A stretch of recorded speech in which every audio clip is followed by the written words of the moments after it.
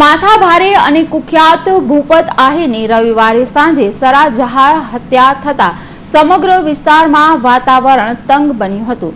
અજાણ્યા હુમલાખોરો કારમાં આવી મોપેડ પર જઈ રહેલા ભૂપત આહિરને આંતરીને તલવાર ચપ્પુ વડે તેની પર તૂટી પડ્યા હતા। લોકોની ભરચક અવરજવર વચ્ચે ભૂપત આહિરને મોતને ઘાટ ઉતારી તલવાર ચપ્પુ ગાડી ત્યાં જ મૂકીને ફરાર થઈ ગયા હતા। રવિવારે મોડી રાત્રે ભૂપત આહિર નામના માથાભારે શખ્સનું મોટર કારમાં આવેલ કેટલાક અજાણ્યા શખ્સોએ આંતરી ભૂપતને ઉપરા છાપરી તલવાર, રેમ્બો છરા જેવા હથિયારથી હુમલો કરી મોતને ઘાટ ઉતારી દઈ કાર, હથિયારો વગેરે ત્યાં જ મૂકી હત્યારાઓ નાસી છૂટ્યા હતા। પુણાના અર્ચના સ્કૂલ પાસેથી એક્ટિવા પર પસાર થતા ભૂપત આહિરને અટકાવી આ હુમલો કરી મોતને ઘાટ ઉતાર્યો હતો। ભૂપત આહિર મૂળ અમરેલી ઘારી જિલ્લાના મોણવેલ ગામનો વતની હતો। અહીં સુરતના વરાછા પૂણા વિસ્તારમાં ટપોરીગીરી કરી પોતાની ગેંગ ઊભી કરી હતી।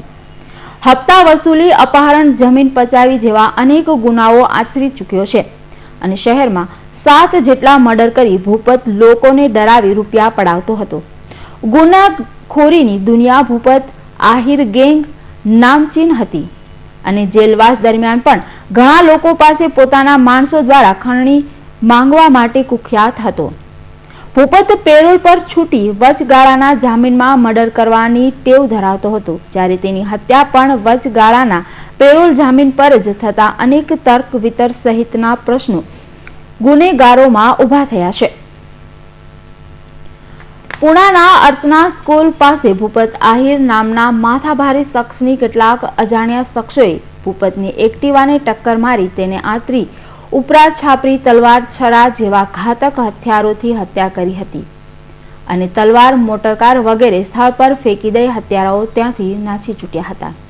આ અંગેની પુણા પોલીસને ફરિયાદ નોંધી અલગ અલગ ટીમ બનાવી હત્યારને ઝડપી પાડવા પોલીસે તપાસ હાથ ધરી હોવાનું જાણવા મળી રહ્યું છે।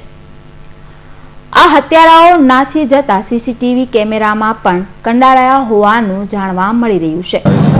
આજરોજ 8:15 વાગ્યાની આસપાસનો બનાવ છે અને અત્યારે સ્થળ ઉપર જોતા એમાં એને 4 વ્હીલ ગાડીથી 2 વ્હીલ પર જતો હતો અને ટક્કર મારેલી છે। એના મોઢા ઉપર તલવારથી ઈજા કરેલી છે અને છાતીમાં ચપ્પુ મારી અને ઈજા કરેલી છે। એને બોડી પીએમ માટે મોકલી આપેલી છે અને ફરિયાદ લેવાની પ્રક્રિયા ચાલુ છે અને આરોપી ટૂંક સમયમાં શોધી કાઢવામાં આવશે। એ બાબતે અત્યારે કંઈ કહી શકાય એમ નથી, તપાસ ચાલુ છે। ભૂપત આહિર અરુણા નામની સ્ત્રી જોડે પ્રેમ લગ્ન કરતા દિલીપ વાઘરી નામના માથાભારે શખ્સ સાથે પણ તેની માથાકૂટ થઈ હતી।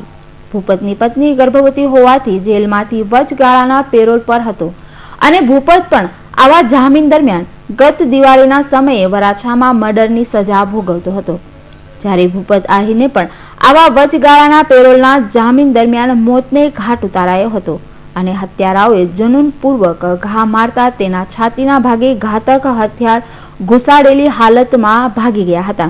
જ્યારે સ્મીમેર હોસ્પિટલમાં ભૂપતના દેહને પીએમ અર્થે પોલીસે રવાના કર્યો હતો, જ્યાં ભૂપત આહિરના સમર્થકોએ પણ પથ્થરમારો કરી અરાજકતા ફેલાવી હતી। આખરે ગુનેગાર ભૂપતને ક્રૂરતાપૂર્વક રહેચી નાખતા ગુનેગારોમાં ફફડાટ વ્યાપી જવા પામ્યો છે। કેમેરામેન સૈયદ અલી સાથે ધીરજ સુમરા, હિન્દ ટીવી ન્યૂઝ, સુરત।